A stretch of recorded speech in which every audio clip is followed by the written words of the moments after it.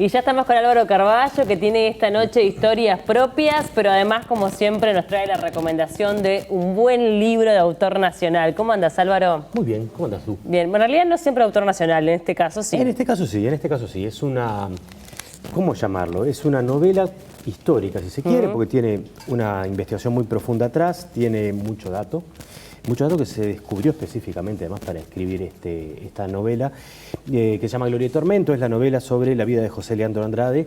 La escribió Jorge Chagas. Jorge Chagas es licenciado en Ciencia Política, es periodista, es historiador y es una bestia escribiendo, ¿no? Ha investigado mucho, ha escrito sobre Rosa Luna también, ha escrito sobre varias figuras públicas o históricas.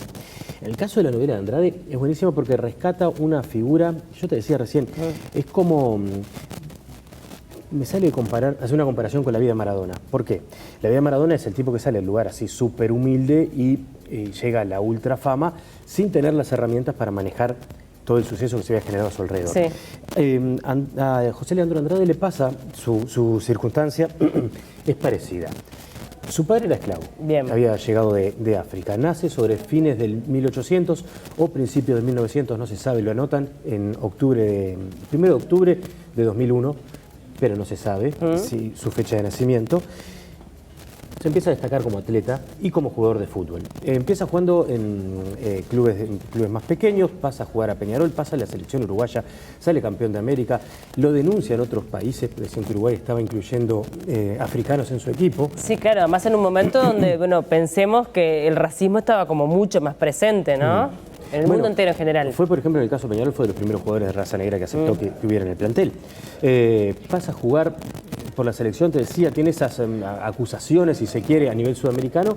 Llega a las Olimpiadas del 24 y el tipo va a Francia, Colombia, y, hablando en términos futboleros, la descose, la rompe. No tenían visto en Europa un jugador de raza negra porque, bueno, no le tenían permitido de repente jugar. No sé la causa histórica. La cuestión es que es una sorpresa para ellos encontrarse con un negro jugando, que además, como atleta, era una bestia, corría como un animal.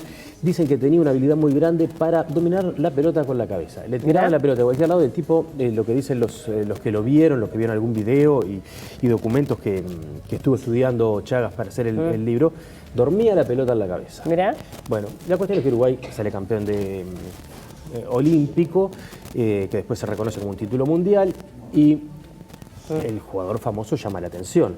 El técnico les dice en aquel momento, los encargados de la delegación les dicen, bueno, descansen, tómense unos días, ya salimos campeones, salgan y hagan lo que quieran, y eso lo tomó muy al pie de la letra.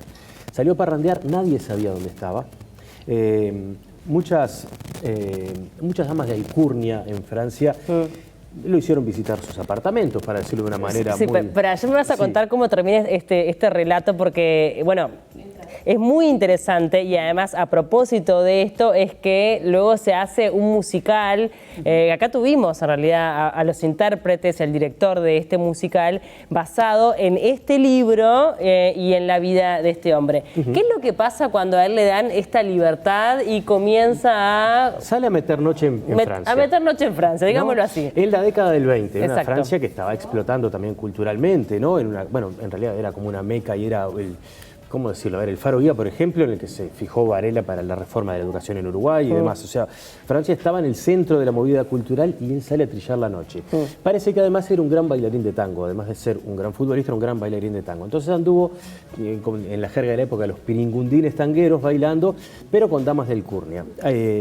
Ángel Romano, que era otro jugador de la selección de la época, era el único compinche que sabía en qué lugares estaba parando. Era el único que tenía referencia. Un día lo convoca, le avisa que estaba en un apartamento, que lo vaya a buscar para volver a la concentración. Y el relato de Ángel Romano es que llegó a un lugar que dijo, no, el negro no puede estar acá. Era una cosa, un apartamento de un lujo tremendo, asiático, como se dice ahora. Claro. Y preguntó, y le respondieron, ¿usted está buscando a Mesía Andrade? Sí, pase por acá. Y dice que lo recibe en un kimono de seda que le había dado la dueña de casa. Esa vida disipada, digamos, hizo que al año siguiente le diagnosticaran sífilis. Bien. Y para muchos ese es el comienzo de un declive como deportista de Andrade. Pero en realidad lo que descubrió Chagas haciendo la investigación fíjate hasta qué lugares llegó, que estuvo estudiando sus fichas médicas, es que en realidad lo que tuvo fue diabetes, y la diabetes fue la que deterioró su rendimiento deportivo. Claro, que no tuvo nada que ver la sífilis con el rendimiento deportivo. En ese caso no, pero aún así, salió campeón de vuelta en el 28 y en el 30, o sea que tiene una cantidad de títulos, salió varias veces campeón de América, pero en sus recorridas por Europa, después fue a una gira más y pasó por París, conoció, por ejemplo, y no se sabe qué nivel de vínculo llegaron a tener, a Josephine Baker, que era una de las estrellas más importantes que había en el cine y en el baile de la época, era la precursora, era el ejemplo a seguir en el baile del Charleston de aquella época. En otra gira, en el año 27, por Estados Unidos, conoció a Louis Armstrong, bueno, otro referente impresionante del jazz, que lo admiró hasta un punto que unos años después lo llegó a llamar por teléfono en la casa. El nieto de Andrade lo atendió y no podía creer. O sea que era un hombre muy carismático, sin lugar a dudas. Al lugar a donde iba, llamaba la atención, generaba bueno, atracción. Claro, por eso te lo comparaba con Maradona, ¿no? Por esa cosa de fenómeno que llamaba mucho la atención. Y también porque no supo, me parece a mí, cómo pilotearla muy bien. Cuando volvió y empieza su decadencia deportiva, le consiguen un trabajo, un puesto de trabajo. Recordemos que en aquella época el fútbol no era profesional, entonces no cobraba nada por eso. Le consiguen un trabajo entre limpiador y vigilante en UTE, después lo ascienden a portero, pero en realidad él básicamente lo que hacía era, una vez que cobraba el sueldo, irse al boliche y en eso terminaba. Llegó a tener una pensión por invalidez, o sea, ya estoy entrando a lo que fue el declive, su ocaso. Sus últimos años. Terminó internado en el Piñeiro del Campo. Todo el mundo pensaba que, la indigencia total y absoluta, imagínate, y todo el mundo pensaba que había muerto a consecuencia de la sífilis, y no, tiene un accidente en realidad vascular, que es lo que descubre también Chagas para armar este libro, que está adaptado, tuvo dos adaptaciones. El musical del que vos hablás, que además se filmó y el año pasado se mostró, perdón, este año. Fue este año, sí, que vinieron. Sí, exacto. Pero hace unos años, Jean Boqueña en Carnaval lo adaptó, hizo su espectáculo, creo que fue en el año 2008, capaz que lo estoy errando, pero hizo un espectáculo homenaje. Para mí está buenísimo. ¿Qué más? Tiene tremenda investigación, es tremendo personaje, y en épocas de Mundial me parecía que era un poco apropiado, si se quiere, que iba con el tono de la época, hablar de José Leandro Andrade. Claro, bueno, me imagino que muchos que están del otro lado saben quién es, porque bueno, fue una figura muy importante en nuestro fútbol, pero de repente hay otros que lo descubren, entonces es muy interesante poder su vida leerle. Es rica, independientemente de que te guste el fútbol, porque no es un libro sobre fútbol, es una vida riquísima de un tipo que sale de la nada, llega a lo máximo y bueno, y lamentablemente vuelve a la nada. Vuelve a la nada, exactamente.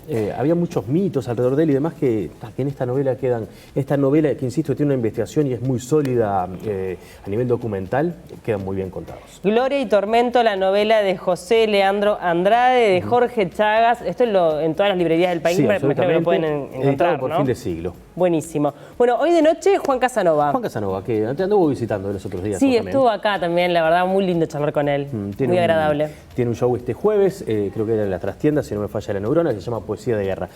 Juan es, ¿cómo decirlo? Juan es la cara visible del punk uruguayo en la postdictadura. Y entonces a partir de ahí empezamos a hablar de muchas cosas. Por ejemplo, de la época de las racias, que es algo que está como olvidado. Alguna de las, para los que somos viejos y nos acordamos de esa época, algunas de las racias que tienen más repercusión histórica fueron protagonizadas entre coraceros y seguidores de los traidores. Hay una acá muy cerquita del canal, en un boliche que se llamaba Enterprise, que fue épica porque fue más o menos desde Garibaldi y 8 de octubre hasta Garibaldi Boulevard, iban y venían a palazos uno y a piedra y cadenas los otros. Hablamos de eso con Juan, hablamos de cómo un tipo que ha tenido una poética, te diría que entre nihilista y absolutamente descreída y criticona, él dice que sus canciones son todas canciones de amor. Que a mí me resulta interesantísimo porque en realidad tiene que ver con una lectura en la cual yo entiendo lo que él quiere decir, pero vos lo escuchás lo que dice y no te suena amoroso. Claro, él dice que le pone hermosura de alguna forma a la situación incómoda o fea o desagradable. Y parte del dolor de lo que podría ser, entonces casi que lo denuncia con una intención de sublimar. Pero también hablamos de otras cosas porque, a ver, hay algunas miradas que han romantizado el pasado del rock nacional, ¿no? Entonces quedaron los 90 como una década luminosa y los 80 como la alegría y la euforia juvenil de poder hacer rock después de. Y resulta que no fue tan así. Entonces, así como estaba lo de las racias, él tiene Juan tiene toda una explicación sobre la entrada y la presencia de la cocaína desde los 80 en el rock uruguayo y la rotura que hubo. Y hablamos de cuáles drogas han sido las que más le gustaron a él. O sea que también se anima a romper esos mitos de algo que yo creo que no está muy hablado en la escena nuestra. Y después reconoce algo que para algunos amigos con los que he estado hablando, gente seguidora del rock al estilo nuestro compañero Rijo que está por ahí atrás, les escandaliza si se quiere. Juan Casanova reconoce que es feliz. Y entonces en un momento le pregunté, bueno, ¿qué te diría el Casanova de los 20 años al de hoy? Que vaya a tocar cumbia. Obvio. ¿No? Bueno, nada, esa es la invitación para hoy a las 9. La verdad que bueno, a las 9 de la noche, entonces imperdible esta historia propia, lo pueden ver en vivo por la pantalla de Canal 5 y bueno, después queda colgado en el canal de YouTube del canal también, ¿no? Exactamente.